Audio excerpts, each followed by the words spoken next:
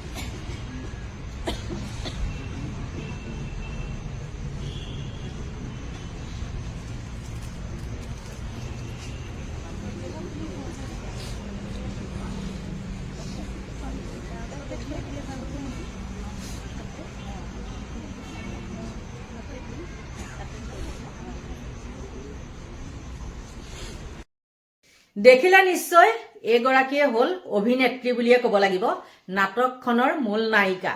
আৰু এই নায়িকাগৰাকীয়ে যেতিয়া নেকি জুবিন গাৰ্গৰ চাৰ্জশ্বিট দাখিল কৰিলে, তেওঁ আৰু তেওঁ ভগ্নীয়ে ভাবি ল'লে কি, ভগ্নী বুলিয়ে কৈছোঁ আৰু ননদ ভগ্নী একেই দেই, ভাবি ল'লে কি আমি জুবিন গাৰ্গৰ ন্যায় পাই গ'লোঁ, তেওঁ স্বামীৰ ন্যায় পাই গ'ল।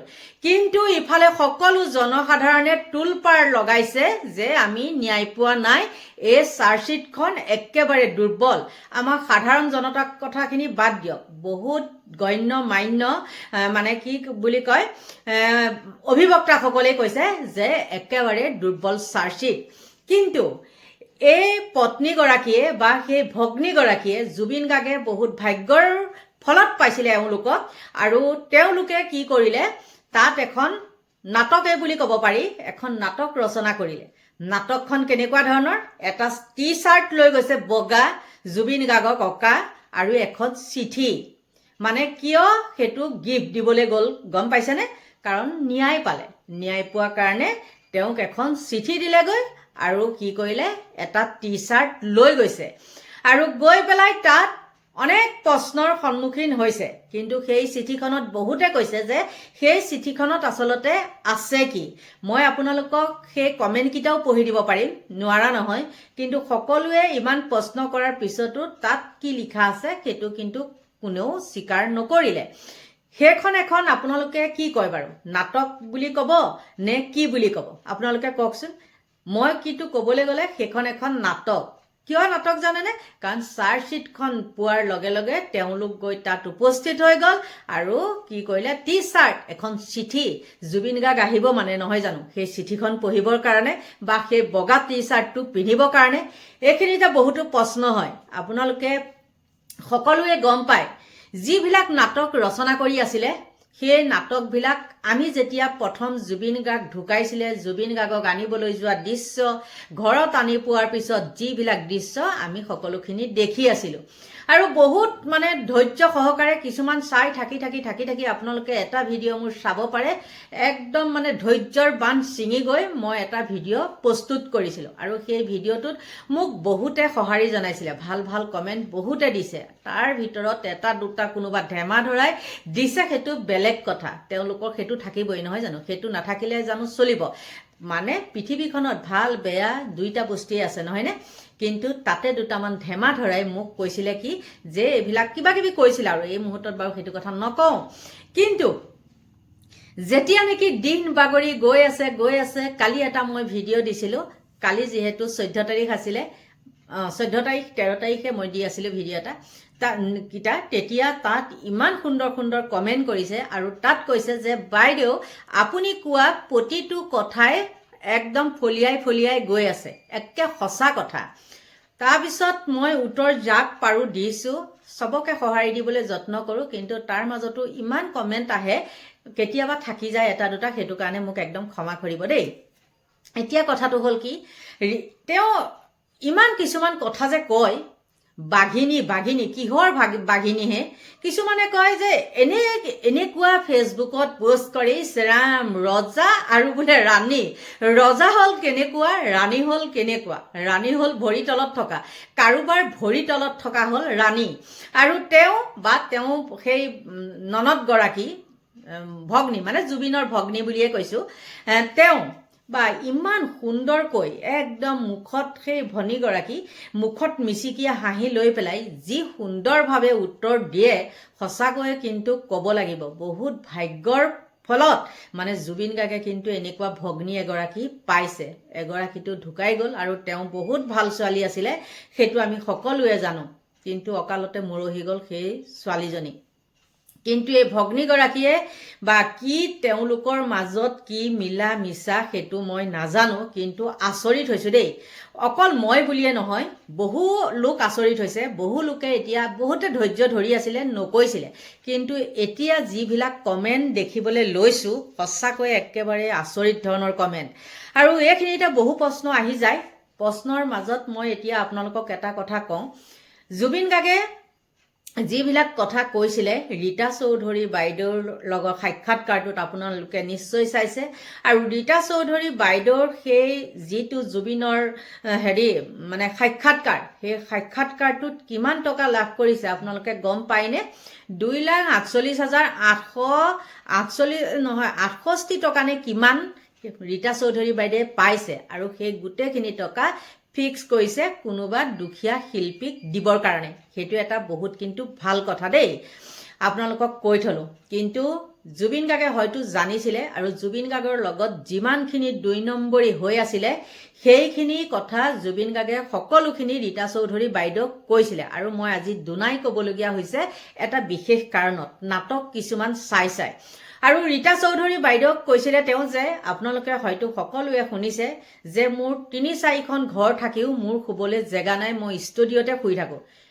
তেনেহ'লে আপোনালোকে নিজে ভাবি চাওক কেনেকুৱা কাৰুকাৰ্য চলি আছিলে সেই জুবিন গাৰ্গৰ লগত।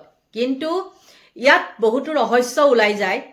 মুখ্যমন্ত্ৰীয়ে ইয়াৰ প্ৰতিটো কথা, প্ৰতিটো তদন্ত তোলাইছে, আৰু সেইকাৰণে মুখ্যমন্ত্ৰীৰ ওচৰত কোনো ওপৰত হ'ব পৰা নাই। বুজি পাইছে নিশ্চয়, কাৰণ কেঁচু খানিবলৈ গ'লে সাপ ওলায়, আৰু সেইকাৰণে চুপচাপ আমাৰ মুখ্যমন্ত্ৰীয়ে যি কয় সেইটোকে কৰিবলৈ বাধ্য। কিন্তু মুখ্যমন্ত্ৰীয়ে হয়তো নিজে সেইটো কথা নক'ব পাৰে, মানুহ লগাই দিও কৰিব পাৰে, কাৰণ তেওঁ শুৱে বাৱে এজন প্ৰাঞ্জল শইকীয়া, সেই প্ৰাঞ্জল শইকীয়াক আপোনালোকে নিশ্চয় গম পায়। তেওঁ বিজেপিৰ কি হয় আপোনালোকক চাগে হয়তো ক'ব নালাগে। তেওঁ কিন্তু সেই সমাধি ক্ষেত্ৰৰ কমিটিৰ বিষয়ববীয়া, হেড বিষয়ববীয়া দেই। আপোনালোকক কৈ থলো, হয়তো বহু লোকে জানে আৰু বহু লোকে নাজানে। কিন্তু সেই বিষয়াসকলো তেওঁ সোঁৱে বাওঁৱে আছে, হয় নে নহয়? ভিডিঅ'টো ক'বলৈ গ'লেও বহুত দীঘল হৈ গৈ থাকিব, বহু কথা আছে। কিন্তু ইয়াৰ মাজতো সিদিনাখন মই এটা লুইত কুমাৰ বৰ্মনৰ কথাও কৈছিলোঁ, কিন্তু সেইখিনি মই বেলেগ এটা ভিডিঅ'ত ক'ম। এইখিনি ক'বলৈ গ'লে একদম আপোনালোকৰ মাথা চাথা নষ্ট হ'ব। গতিকে সেইকাৰণে মই ক'লো, এখন নাটক আৰু জুবিন গাৰ্গে যিখিনি কথা কিন্তু কৈ গৈছিলে ৰীতা চৌধুৰী বাইদেউক, সকলোখিনি মানুহে তেতিয়া সন্দেহৰ চকুৰে চাইছিলে। আৰু জুবিন গাৰ্গে যি কৈছিলে প্ৰতিটো কথাই শুদ্ধ। আৰু কিছুমান তাতে মহামূৰ্খই কৈছিলে, কাক? ৰীতা চৌধুৰী বাইদেউক কৈছিলে, আপুনি যদি জানিছিলে জুবিন গাৰ্গ ছিংগাপুৰলৈ যাব বুলি আপুনি কিয় মানে মানা নকৰিলে? তেনেকুৱা কিছুমানো সেই বাইদেউগৰাকীক কৈছিলে। কিন্তু সেই বাইদেউগৰাকীৰ নিজৰ কি কাম নাই, আৰু জুবিন গাৰ্গে কোৱাও নাছিলে যে ৰীতা চৌধুৰী তাত যাব বুলি। আৰু তেওঁ ফেচবুক ছ'চিয়েল মিডিয়াত ইমান এক্টিভ হৈ থাকিবলৈ সময় নাপায়, নহয় জানো? যিহেতু তেওঁ এটা বিষয় বাবদ ব্যস্ত। গতিকে বহুত কথা, বহুত নাটক। আপোনালোকে কওকচোন, সেই যে বগা টি চাৰ্টটো চিঠিখন দিবলৈ গৈছে, সেই চিঠিখনত বা বগা টি চাৰ্টটো কি কাৰণে দিলে? মানে এটা গিফ্ট দিলে, নহয় জানো? যে তেওঁ ন্যায় পাই গ'ল, জুবিন গাৰ্গে ন্যায় পাই গ'ল, মানে হোৱাইট, আৰু সেইকাৰণে বগা হৈ গ'ল। টি চাৰ্টটো পিন্ধিবহি জুবিন গাৰ্গে ৰাতি আহি, নহয় জানো? সেইখিনিয়ে, সেইখন এখন নাটক আছিল নে নাই? আৰু বহুত ক'বলৈ মন যায়, কিন্তু তথাপিও বহুত দমাই ৰাখোঁ কিছুমান অন্ধভক্তৰ কাৰণে। গালি দিলেও কোনো কথা নাই। হক কথাটোত গালি দিলে মই সদায় মূৰ পাতি ল'ম, আৰু মিছা কথাটোত যদি গালি দিয়ে তেন্তে হ'লে দুনাই মই আকৌ উত্তৰটো সুন্দৰকৈ দি দিওঁ। আপোনালোকে হয়তো কোনোবাই দেখিছে মোৰ উত্তৰবিলাক, আৰু সেই উত্তৰবিলাক দেখি পেলাই আপোনালোকে বেয়া নাপাব।